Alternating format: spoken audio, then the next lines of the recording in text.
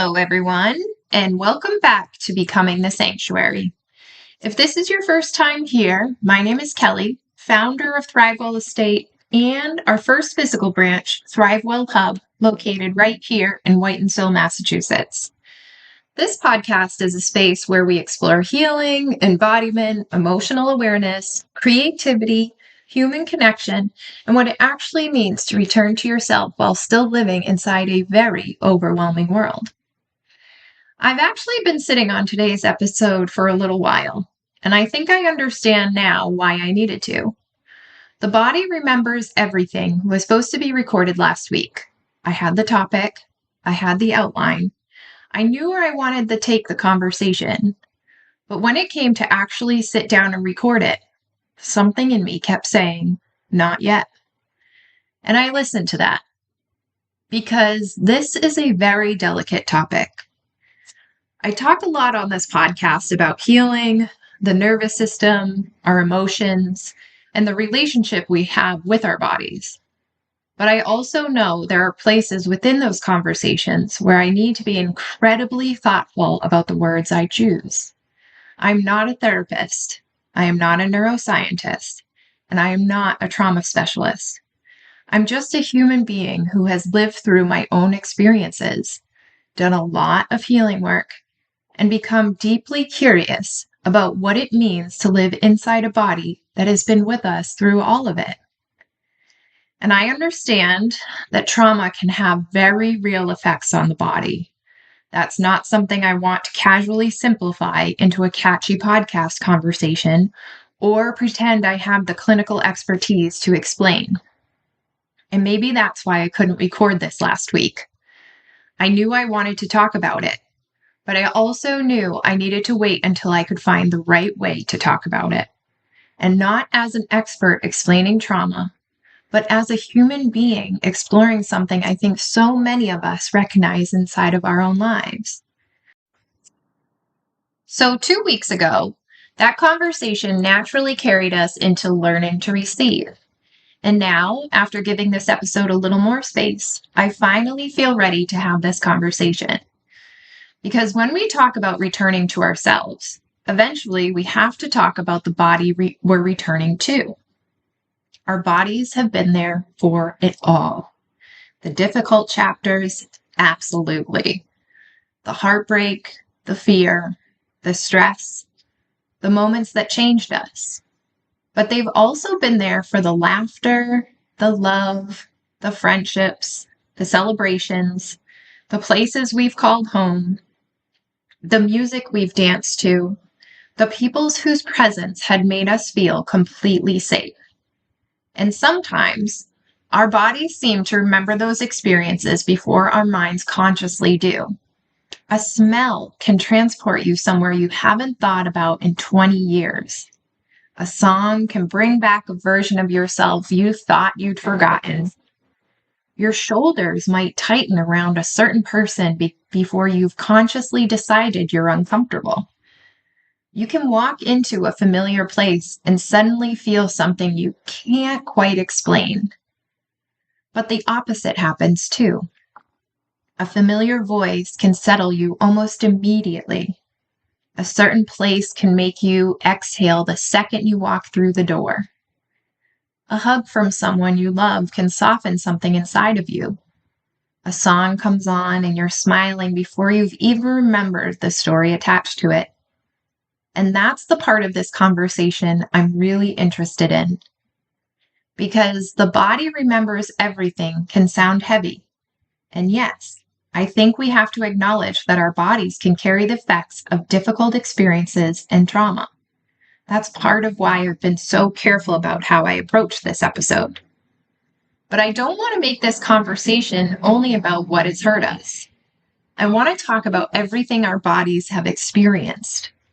What makes us tense and what makes us soften, what overwhelms us and what settles us, what makes us want to pull away and what makes us feel safe enough to move closer, what feels unfamiliar and what somehow feels like home.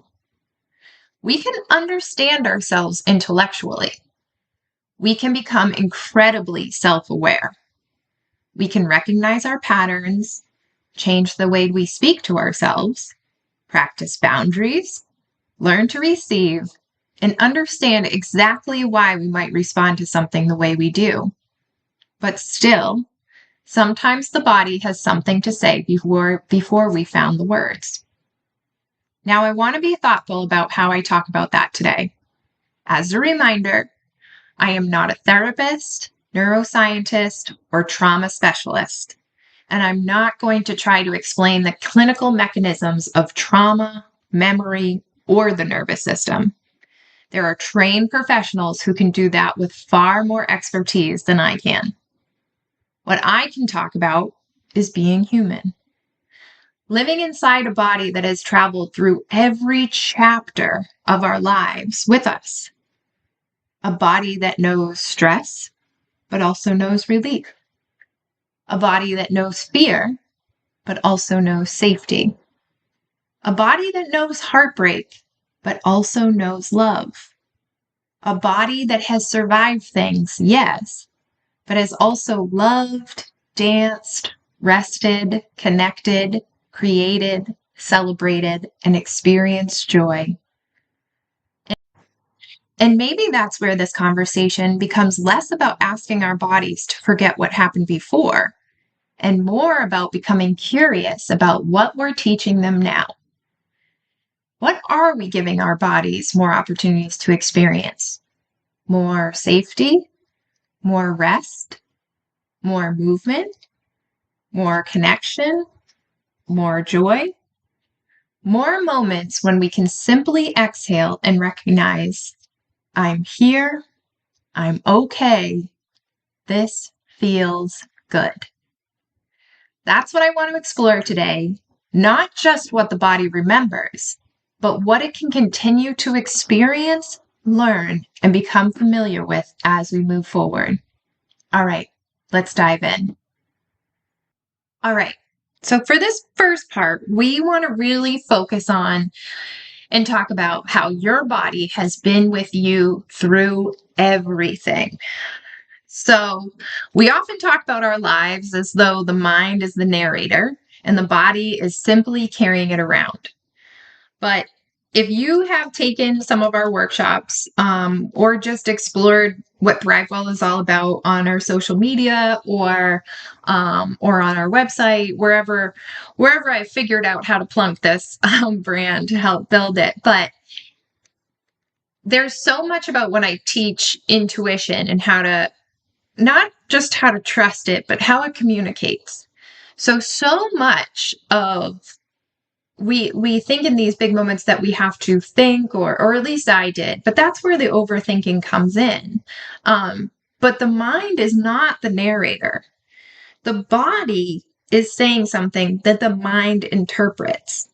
And so when I really started learning this, and that's when you think about that why our bodies absorb so much, because it's recognizing, like we talked about, it's recognizing these patterns. So if you step into, an environment that was familiar in your past, and whether that was good or bad, your body's going to remember that. But it's that physical experience. It's woven into almost every memory that we have. And we think about how memory, it's sensory. And a lot of what we lean into here is aromatherapy, but also smell. Your sense of smell is the number one memory trigger of all senses. But all of them do have the ability to bring back that same memory, where you have smell or sounds or textures or temperature, or like we talked about, music or places. A childhood food, something that something that you would have that your parents or your grandparents or your babysitter or whoever it was, that can really bring you back. For me, it's American chop suey and meatballs and rice. Those two meals, one at each of my parents' house, that really is a childhood food that just gives me so much comfort. And I mean, American chop suey, when I make that, I eat it for days for that exact reason. But in the same breath, the sounds, a song can make you remember exactly where you were when you first heard it. And I mean, there's so many examples I could give you of that. But one in particular is, and I'm going to give a shout out here to my friend Rachel, a childhood friend who is still in my life, and she's crushing it down in Florida. And it's also, I'm going to give her a plug. You should look up Third Shift Wellness. It's a new protein drink that her and her partner, Sarah, you should definitely follow them on social media. And they're really showing their story as well of what it takes to build a brand and a very intentional and ethical brand from the ground up. So sorry, just had to give that little shout out. Go check them out. Third Shift Wellness. Can't wait to put in the first order. But anywho, I digress. I remember vividly watching the NSYNC music video for Tearing Up My Heart in her living room on in the house that she lived in when we were growing up. Shout out to William Street because that neighborhood was awesome. But I just so vividly remember watching it and just this excitement, as teenage girls that was running through us. And then that was also one of my first concerts on my own without my parents, and her dad. I'm really digressing here. Shout out to Ira. He took us there with this. I want to say we went to the garden. I think that's where it was. But anyways, as you can see how much just even talking about that one song just triggered all these amazing memories of just pure joy and what I thought was true love, right? Within Sync itself. And so it's just moments like that where you really think about my body I remember the car ride there. I remember the car ride home. I'm pretty sure this was the night, and I had a really hard time of staying awake at sleepovers. And I remember my friend Rachel went to go take a shower, and she was like, "Don't fall asleep. I want to talk about the concert." And I just fell asleep. But all of that, like I'm saying, has been triggered by that one memory of that one song. And the ability to have these moments is endless. You could walk into an old building, and it can create an emotion before you've consciously remembered the story attached to it, right? Our bodies have been present for every single version of us. Childhood, relationships, loss, recovery, celebration, fear, love, all of it. And I want to, challenge you to ask yourself, what does your body seem to remember before your mind catches up? And when I think about my own lived experience, like I just said about NSYNC and the music, but to bring it back a little bit more, not bringing it back a little bit more, but I'm trying to really think about that in my own sense, like smelling lilacs. The smell of lilacs just really brings me back to childhood too, and the smell of a horse farm, and going to the hatch cell in Boston at City Hall Plaza, and going to those oldies concerts that 103.3 used to put on back when they would play oldies. My dad and my stepmother would take us there, and it's almost like I'll have that memory, and my body can just feel it. And of course, sometimes those memories feel beautiful, and sometimes our bodies react to things we wish no longer had power over us. And I think that's why I'm hesitating here to really dig deep. Because for me, when I'm still working through, I can remember the good times really well, and those memories that can come up and when my body remembers them before I do. But I also have some moments when I get a little nervous to dig deep, to be honest, because some of the memories I could unlock are a little scary. I I don't, like I said, I don't want to get too deep on the trauma side of this. But my body does have trauma, like so many of us do. There's abuse in there, with some old relationships. Um, I want to tread lightly here because I have family members that listen to this, but there's some sexual abuse trauma that's in there, that really, for any person, man or woman, or any individual, sexual abuse trauma, it really runs deep. So when that reaction comes before the thought, and the reaction is a negative one, and it doesn't feel good. I mean, I know in myself, my heart starts racing, my stomach drops, my jaw starts clenching, my shoulders rise up. I'm holding my breath without even realizing it. And suddenly I become really, really restless. And I have this flighty feeling like I just need to leave, and I don't even know where I'm leaving to. Um, but this can be confusing when mentally we believe we're fine, right? Quote unquote fine.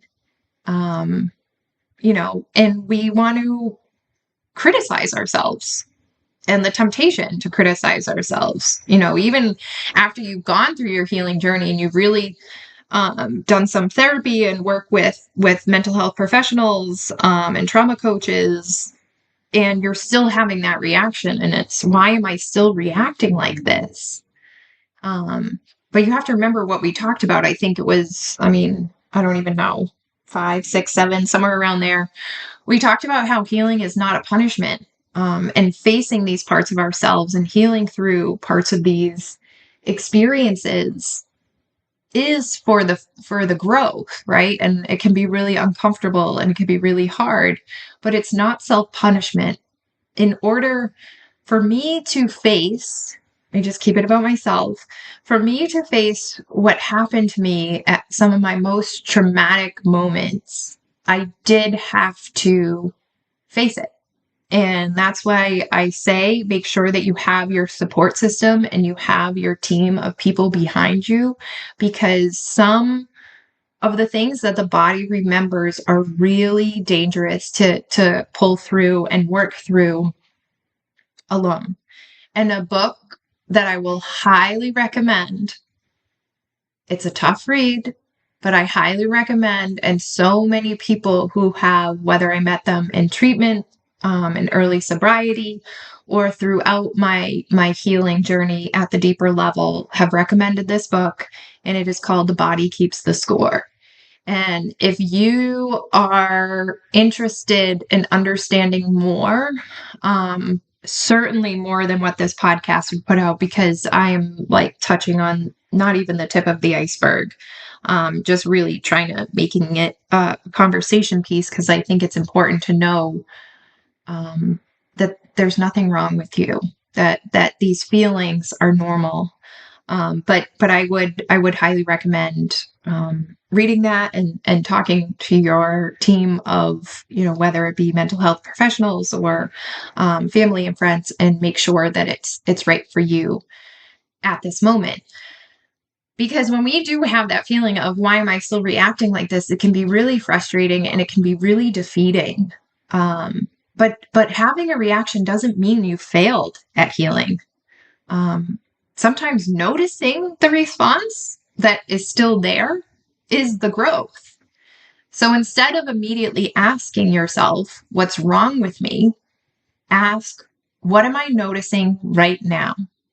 And the same way we talk about this curiosity, whether it be about ourselves or recognizing patterns or, trying to interpret our dreams, let's try and do it without judgment. Let's just see, what are you noticing? Keep track of that. Keep a journal. That helps me a lot, is to just keep writing stuff down so I can understand, more.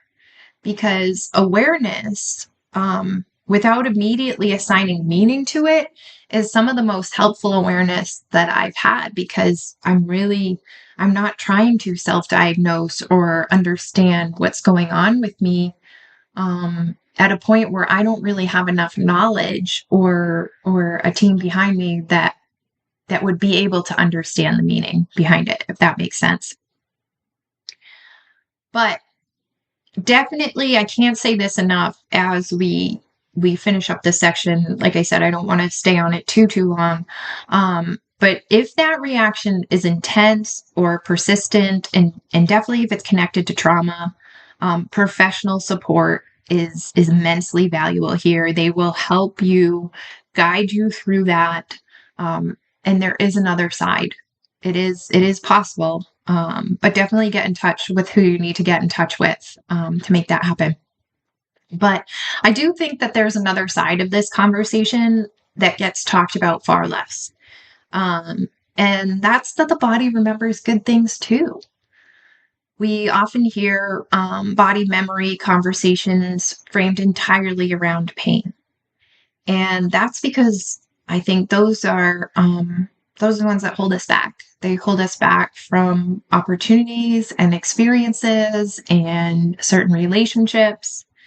Um, but when we focus on how the body remembers the good things too, it's what's coming to me right now is, if anybody has ever, you've lost a loved one, which many of us have, and depending on who that person may be, remembering them can be really painful, because it just makes you realize how much you miss them. Sorry if I get emotional here unexpectedly, but how much you miss them. And you almost become fearful to talk about them, because you don't want to cause anybody else that same pain. But what I have learned, and especially with some of the loss that was harder to explain, why the person in my life left too soon, is eventually those memories start to come with a smile. And it's still painful that they're not here, but your body is remembering the good memory of them, and the good feeling, and then your mind is interpreting that versus just the sheer pain of missing them. So it's kind of similar here. The more we practice with that, the body remembers good things too. And really trying to, because your body's going to remember either way. So remember, it's the awareness piece. It's us noticing it. But I think about what comfort feels like. When you really think about comfort, what does that mean to you? The smell of someone's home, a favorite blanket, your dog's body curled right beside you, which I wish you all could see Charlotte right now, because she did come to the hub with me today, and she just looks cute as a button in that corner, just all curled up. And for me, Charlotte is something that really helps me interpret my body remembering the good and the bad, because she is 10 years old. So the first half of her life, she was with me in my drinking and the worst of it. And the second half of her life, well, not second half, she's still very much healthy, and we've made a deal that she's going to be around for a long time. But is a lot of good memories, and creating a life that she deserves, and just making her as happy as possible. But she helps me interpret how my body remembers the good and the bad, like I said, but mostly good. And for her next me has, some days I think she's part of the reason I'm still here. But getting back to the good, I don't want to digress too bad. See how much even myself just naturally pulls into the bad things that your body remembers. But hearing someone you love laugh, hearing babies laugh, my word, that's such a nice feeling. The ocean air, rain dropping down on you, music, familiar traditions. I mean, all of it. Being hugged by someone you trust. Like think about in yourself. Walking into a place where, like the old show Cheers, where everybody knows your name and you feel so welcomed. And even if they don't know your name, you're still feeling welcomed. Anybody who's in traditional recovery and goes to AA or NA, that's a lot of what you get is just being completely welcomed unconditionally. And it's important to remember that your body can associate experiences with comfort and familiarity too. And this matters because healing isn't only about understanding what hurt, it's also about creating more experiences of safety, joy, belonging, and connection. And that's really why I want you to ask yourself now, and why we're talking so much about comfort and with comfort, what makes you feel safe and feel good. Think about yourself. What makes your whole body exhale? Like, I know you can't hear this right now, but there's the church bells going here in the center of town. They go off, I think it's 3 times a day, but at 6 o'clock, which it is now, they go off, and it is one of those sounds. I don't know what it is, why church bells just make me feel so good. Maybe it's that small town feel. Who knows? I'm not trying to figure it out right now. That's the point, right? But what makes your body exhale has become an increasingly important question. Not just for my body, but people's body in general, because that question has become increasingly important to me as I've built Thrivewell Hub and Thrivewell Estate as the brand, right? Because when we create experiences that the body can feel, and when I was creating Thrivewell Hub, I thought about everything almost so much. Not that it had me, I think that it had me lose sleep. It definitely did. I lost a lot of sleep, but in the best way possible, because I wanted to think about, how did the kelvins of the light bulb make you feel? How does the paint that's on the walls make you feel? How does the smell when you first walk in the door make you feel? How does the music in the background make you feel? And I think the only thing I wasn't able to put into the hub, because, with Board of Health and everything, is taste. I mean, I do have nice, refreshing cold water, so that might do it too. Just that. But we can create experiences that the body can feel. And that's why Thrivewell has never been only about information. And you can read about grounding all you want and have the awareness of what grounding is, but experiencing groundedness is different. You think of so many different experiences: movement, breath, journaling, creativity, music, scent, nature, community, all of it.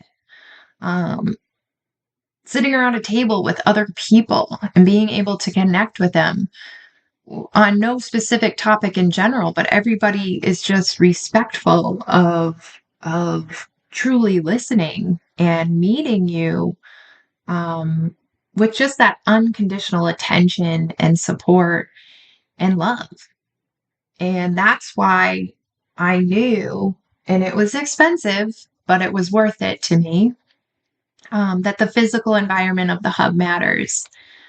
The 5 pillars, as I start to build the business more and more, and there's more to come, I'm really leaning into more education for myself and more offerings, and just having this philosophy and the 5 pillars themselves really become the heartbeat of this entire space and this entire brand, because they weren't meant to exist only as ideas. Let's walk through all 5 of them. Ground, you experience presence. Cleanse, you experience space. Protect, You experience safety and boundaries. Nourish. You experience care and restoration. And lastly, align. You experience connection with yourself. And this is part of why embodiment has become such an important word within myself and Thrivewell as a whole. Because we don't only want to understand a different way of living, we want opportunities to practice it.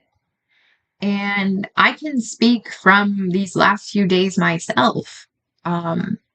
Something that I have been really thinking about these last couple months, and I've talked about it, is that shift of moving from awareness to embodiment, right? I've been saying a lot, referring my age because I think it's just an important time in anybody's life, coming up to this midlife. But all of a sudden, 41 has snuck up on me and it's already next month. And I think that the fact that this year, I mean, granted, I did a lot in this year, but it really flew by.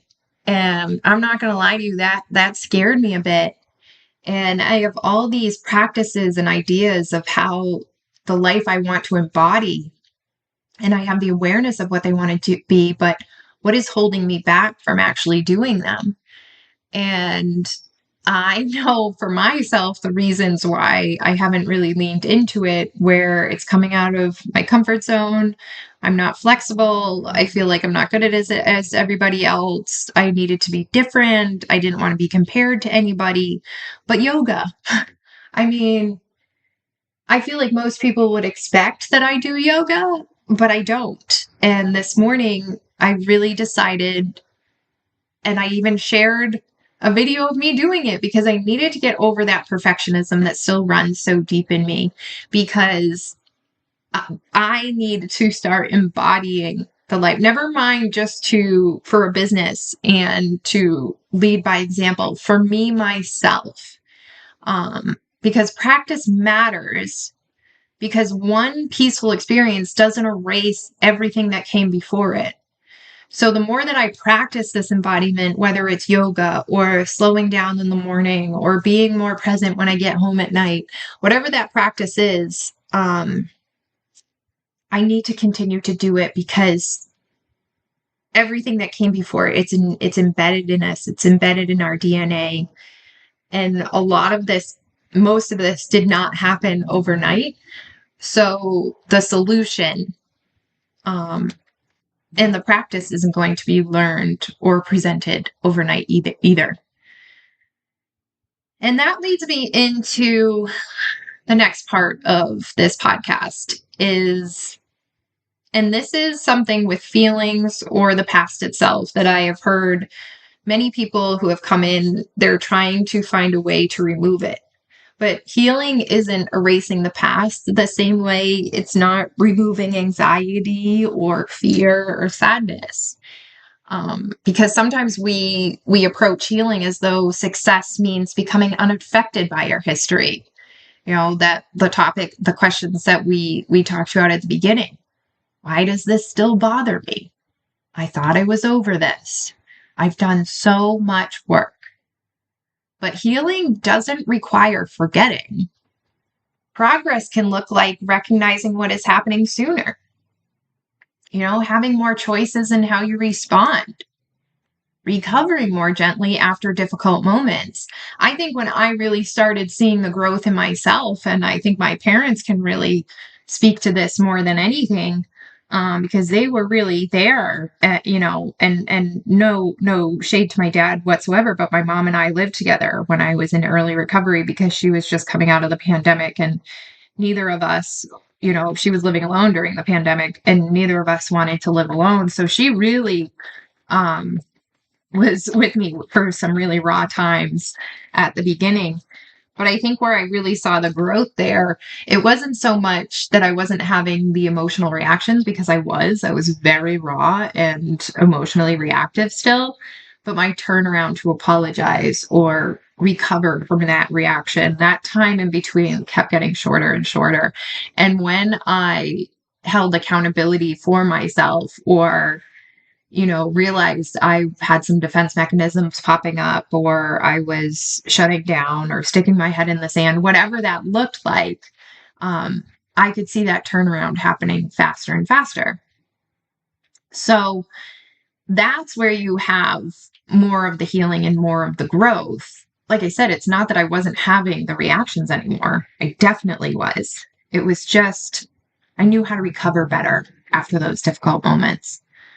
A lot of what helps me and what I see helping other people is asking for support and setting a boundary. Setting boundaries are so important during a healing journey. It's something we're going to continue to talk about more and more time. And same as asking for help. You do not need to be hyper independent. You don't need to do it. Just ask for support, especially when our body remembers something that's difficult. Something else that you can do is leaving an environment that doesn't feel right. Simply don't go to the places that used to be, you have those hard times in. There's not many places that I tend to avoid that I know of yet, but there are a few that are a non-negotiable for me that I will never go back to, because it's just, I don't need to work through the stuff that much to ever need to go back there, because I know those environments would definitely not feel right anymore. And of course, something else that helps is allowing yourself to rest. A body that is in survival mode, and that's what happens when we don't allow it to rest. Healing is much harder. And when you're not just like plowing through all of it, to be honest, I don't know how much healing actually even happens throughout that. You have to slow down. You have to let yourself rest.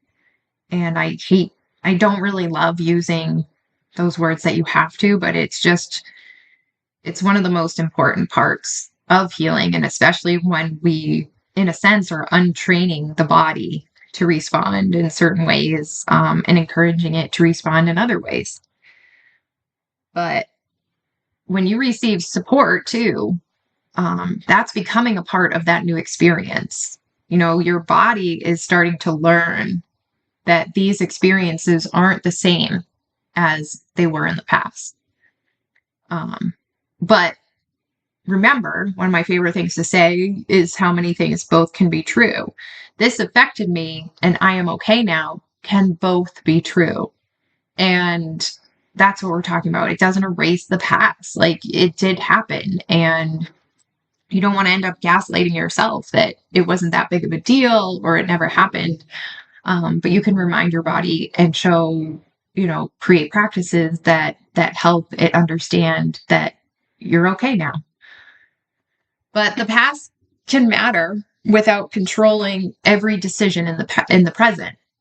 And think about that you can have the lessons learned from the past, but don't have to control every decision in the present. And I think, honestly, part of that is knowing that we can't control every decision in the present. That might be the growth within itself. Because maybe then the question isn't, how do I make my body forget? Right? If we're talking about all of this as a whole.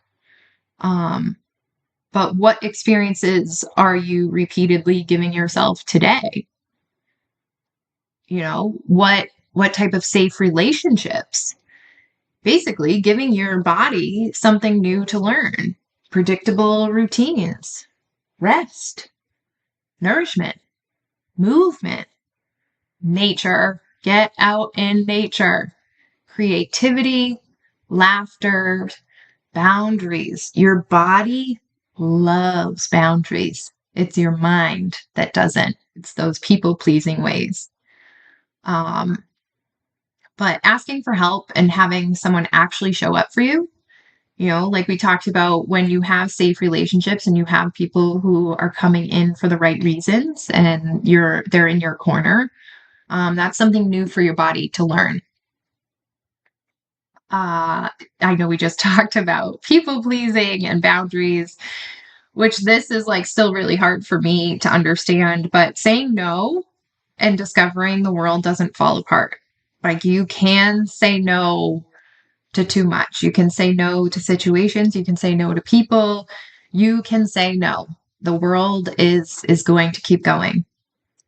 But something else is what we do to ourselves, making a mistake and responding with compassion instead of punishment. Try to really think about how you talk to yourself in the moments of making a mistake. And trust me, coming up on 5 months of being open here in the hub, there's a lot of times that I could go back and respond with punishment instead of compassion. And it takes more work for me to respond with compassion, but it's something that I'm very much continuing to practice. And I really am feeling the rewards of it and with my nervous system. Um, Resting and discovering you're still worthy. This is such a hot topic that we continue to talk about, that permission to rest. We don't need it. We can just rest, and you are still valuable as the person who you are. Being visible and discovering that you can survive being misunderstood. I don't need everybody to approve of how I look or how I act or my mannerisms or my story or what I'm doing. I can survive being misunderstood. And that's not something I could have said 6 months ago. Honestly, that's not something I could have said 3 months ago.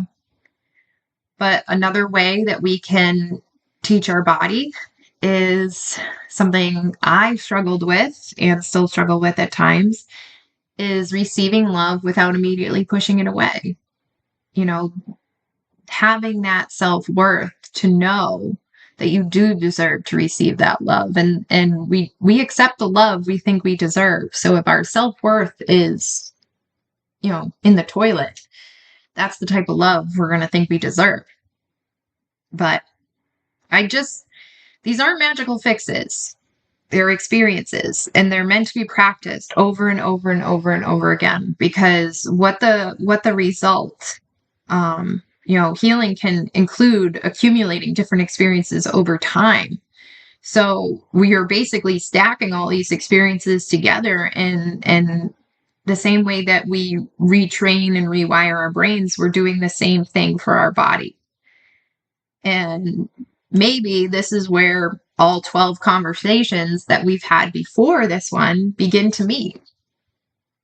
Because when we talk about the podcast name itself, becoming the sanctuary, how do you become the sanctuary in your own body? And that's the thing, is so much about grounding too. And just in general, our body should be our first altar. And you want to think about becoming the sanctuary is not about becoming perfectly calm. It's quite the opposite. It's just, it isn't never being triggered, sad, angry, afraid, or overwhelmed. It doesn't mean nothing difficult happens there. It means that there is somewhere safe to return. Remember, think about the 5 pillars. Ground when you feel scattered. Cleanse when you're carrying too much. Protect when something needs a boundary. Nourish when you're depleted. And align when you've drifted away from yourself.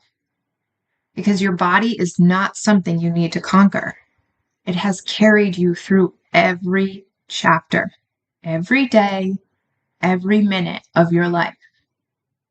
And maybe healing means developing a different relationship with it. Listening instead of fighting. Curiosity instead of criticism. I don't know if you heard that. My dog is dreaming. I hope you can hear that, because it's always adorable. But yeah, care instead of punishment. That one alone. Returning instead of abandoning.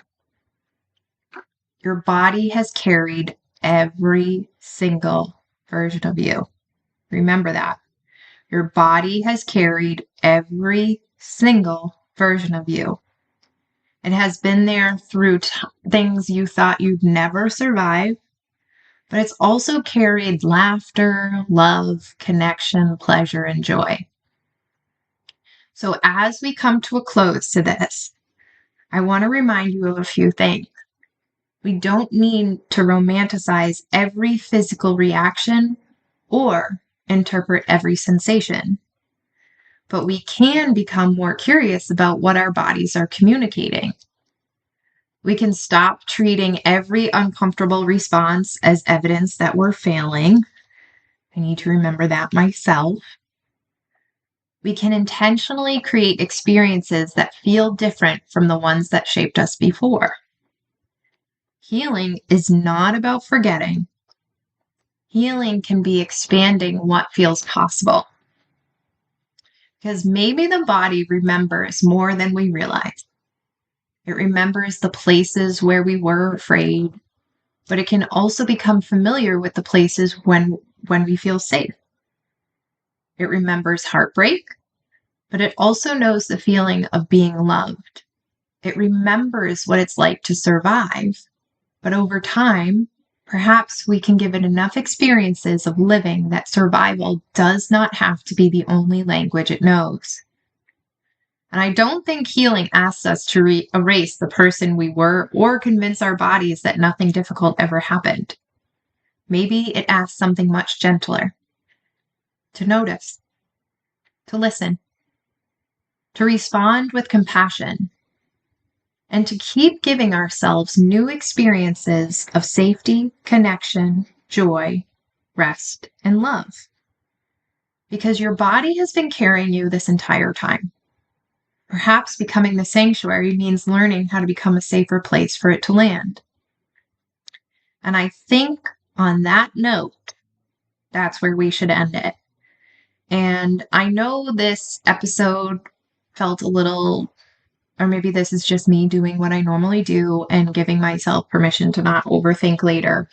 But it's a difficult topic to talk about in a general sense. But I hope you took something away from this podcast. And I hope you understand that we do have more power in our healing than I think for myself at times I even realize. But thank you for spending another Friday with me. I never take these conversations, your time, or the trust you place in this space for granted. If there is, and I'm going to really try hard to stop saying so much. I hear it in myself all the time.